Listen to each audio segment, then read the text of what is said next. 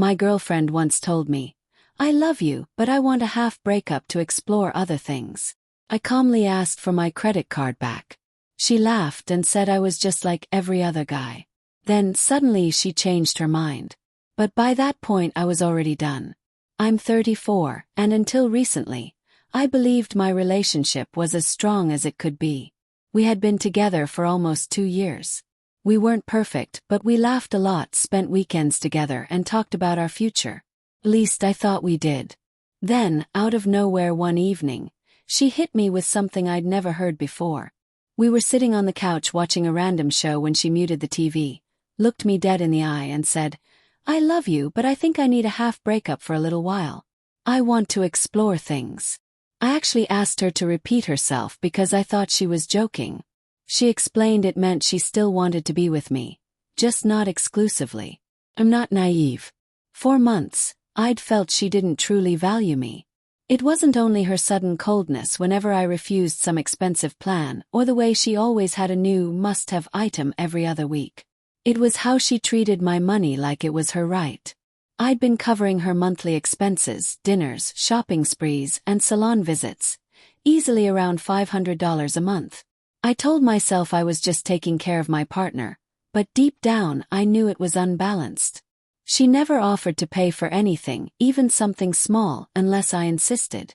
So when she brought up this half breakup, my mind instantly connected the dots. She didn't want space. She wanted freedom without losing her financial safety net. I asked her why she suddenly felt this way.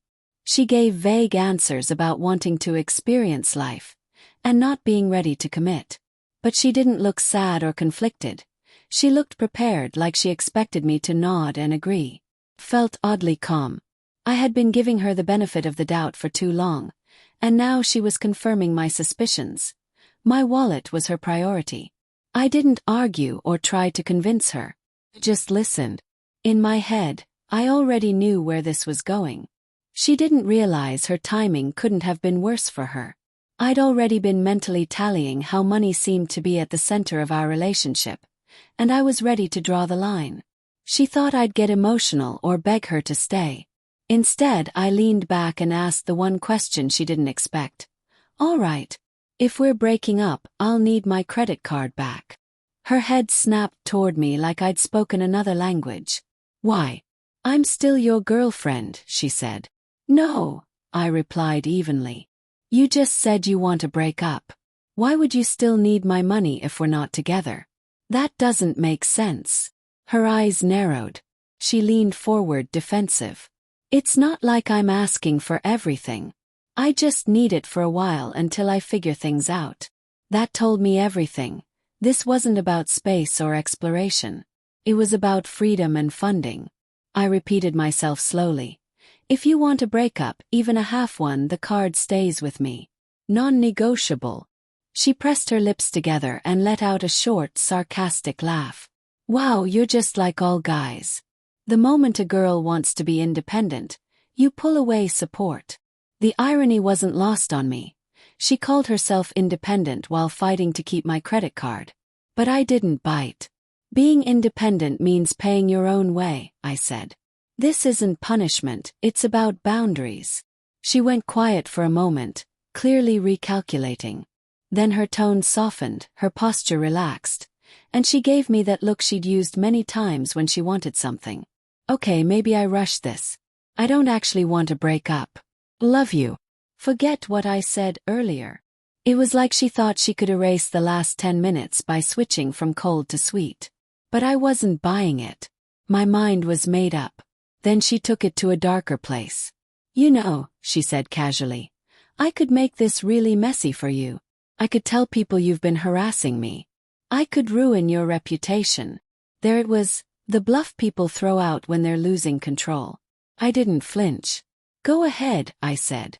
"Tell whoever you want. I've got nothing to hide." That stopped her for a moment. She searched my face for any sign of fear. When she found none, her tone shifted again, now trembling. "Please don't leave me. I really do love you. No one's ever going to love you like I do." I wanted to believe her, but I knew she wasn't crying over losing me. She was crying over losing the financial comfort I gave her.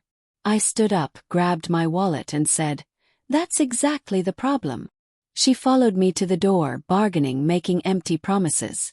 "I'll change. We can start fresh. You'll see." But there's no starting fresh when trust is already gone. When I stepped outside, I felt a peaceful quiet I hadn't experienced in a long time. A week later, I heard from a mutual friend that she'd moved back in with her sister and was telling people I was cold and selfish. I didn't care. She wanted a half breakup so she could explore life while I kept paying for it. What she got instead was a full breakup and a hard stop to the free ride. I don't regret it for a second,